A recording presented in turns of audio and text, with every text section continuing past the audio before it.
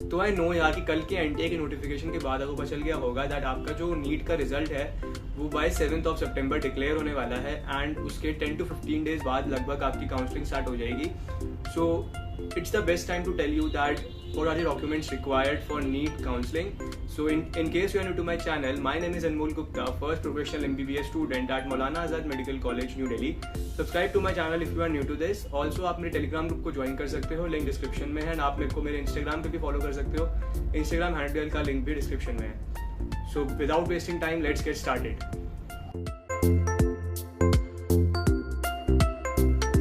Now let's come कि यार counselling के लिए कौन से डॉक्यूमेंट्स हमें चाहिए, राइट? तो जो मैं आपको बताऊंगा डॉक्यूमेंट्स, दे आर बेसिकली जो एमसीसी ने लास्ट ईयर अपने इन्फॉर्मेशन बुलेटिन के साथ अपलोड किए थे वही डॉक्यूमेंट्स हैं. मोस्ट प्रोबेबली डॉक्यूमेंट बिल्कुल सेम रहेंगे. एंड जो डॉक्यूमेंट्स की पीडीएफ है that I will upload on my Telegram channel, you can join it. So अगर मैं बताऊं आपको तो फर्स्ट ऑफ ऑल आपको चाहिए अलॉटमेंट लेटर. अलॉटमेंट लेटर जो एमसीसी से आपको मिलेगा जब आपको कॉलेज अलॉट हो जाएगा. तो जब आपको कॉलेज अलॉट होगा तभी एक अलॉटमेंट लेटर एमसीसी वाले आपको सेंड करेंगे on your registered email address and MCC की वेबसाइट पे भी वो अपलोड हो जाएगा. तो वो अलॉटमेंट लेटर की आपको फोटो कॉपी निकलवा कर ले जाना पड़ेगा. देन जो सेकंड चीज़ आती है that is your admit card. Admit card आपके पास ऑलरेडी अभी होगा तो एडमिट कार्ड की भी फोटो कॉपी करा लेना. एंड एडमिट कार्ड के 2 पेजेस आपको इंपॉर्टेंट होंगे मेनली, वो दोनों पेजेस आपको लेके जाने हैं. Then third thing is your result letter. Result letter आपका जो नीट का स्कोर कार्ड आएगा 7 सितंबर तक, वो जो होगा वो आपको चाहिए. देन जो फोर्थ चीज़ है date of birth certificate. Date of birth certificate आपको तभी चाहिए जब आपकी क्लास 10th की जो सर्टिफिकेट या मार्कशीट है उसमें आपका डेट ऑफ बर्थ मेंशन नहीं है. अगर आपका डेट ऑफ बर्थ जो है वो क्लास 10th की सर्टिफिकेट या मार्कशीट में मेंशन है तो आपको वो डेट ऑफ बर्थ सर्टिफिकेट की जरूरत नहीं है. बट स्टिल अगर आपके पास डेट ऑफ बर्थ सर्टिफिकेट तो होगा ही, तो आप उसको भी ले जाना, राइट? देन फोर्थ चीज़ आपको चाहिए क्लास 10th का सर्टिफिकेट. अब इसमें बच्चों को कन्फ्यूजन होती है कि यार क्लास 10th का सर्टिफिकेट या मार्कशीट अलग है या सेम है. तो यार मेरे हिसाब से जो सीबीएसई बोर्ड था उसमें तो क्लास 10th का उन्होंने मार्कशीट कम सर्टिफिकेट करके एक उन्होंने पब्लिश किया था एंड वही मेरे पास था, तो वो एक ही चीज़ थी. तो और इसमें भी एक ही चीज़ मेंशन करी है क्लास 10 सर्टिफिकेट. तो आपको वही ले जाना है जो आपको क्लास 10th का सर्टिफिकेट कम मार्कशीट होगा या सर्टिफिकेट होगा. देन उसके बाद आपका क्लास 12th का जो सर्टिफिकेट एंड मार्कशीट है आपको वो लेके जानी है. क्लास 12th का सर्टिफिकेट एंड मार्कशीट दोनों के दोनों डिफरेंट होगा, राइट? सो आपको वो दोनों चीज़ें लेके जानी है.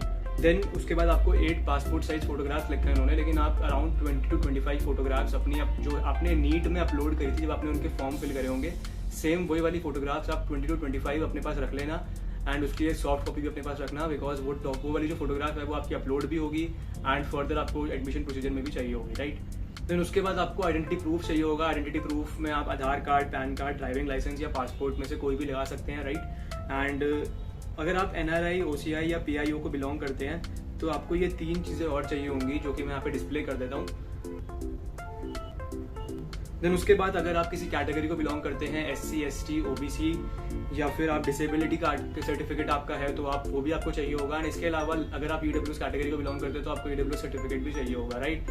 And EWS and income certificate अलग अलग होता है, ठीक है? क्योंकि कुछ लोगों को लगता है कि जो इनकम सर्टिफिकेट है वही EWS सर्टिफिकेट है. ऐसा नहीं होता. EWS सर्टिफिकेट जो है वो आप स्टूडेंट हो तो आपके नाम पर खुद बनेगा एंड इनकम सर्टिफिकेट आपके फादर या मदर का बनता है, राइट? सो EWS सर्टिफिकेट आपको चाहिए होगा. इनकम सर्टिफिकेट और EWS सर्टिफिकेट दोनों अलग अलग चीज़ें होती हैं.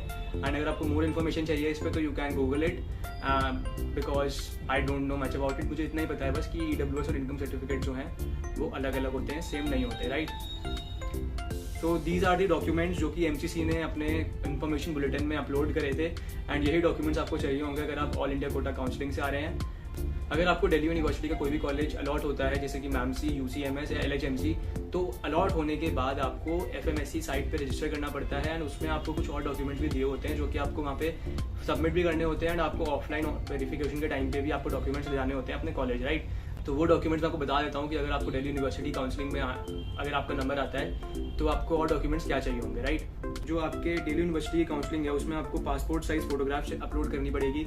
उसके अलावा स्कैन सिग्नेचर, आपका जो admit card, score card and Aadhaar card, इन तीनों की आपको self attested copy. Self attested का मतलब होता है आपको नीचे अपने सिग्नेचर करने पड़ेंगे एंड उस पर लिखना पड़ेगा सेल्फ अटेस्टेड. देन उसके बाद आपको अपना मैट्रिकुलेशन सर्टिफिकेट अपलोड करना पड़ेगा. मैट्रिकुलेशन सर्टिफिकेट की भी आपको सेल्फ अटेस्टेड कॉपी अपलोड करनी पड़ेगी.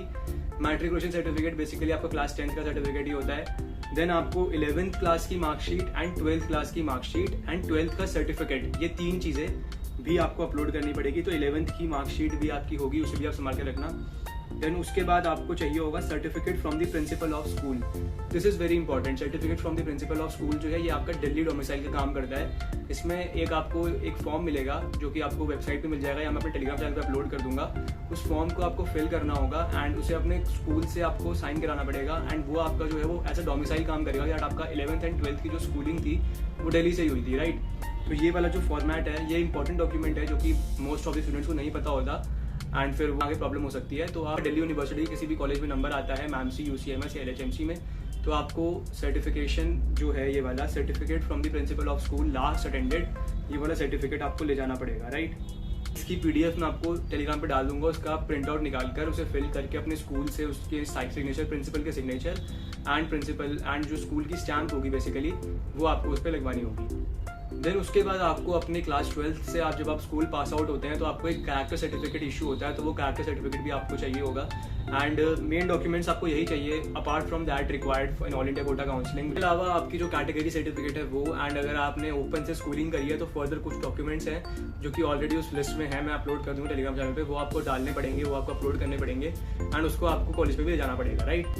एंड अगर आपको कोई भी क्वेरी है डॉक्यूमेंट से रिलेटेड तो you can ask below, if I know I will definitely reply and this is all for your NEET UG counselling. All the best for your NEET result and बस खुश रहो। These all documents are required for a NEET counseling and all the best for your result. अच्छा result आएगा आपका and stay tuned and subscribe to my channel if you are new to this and thanks for watching.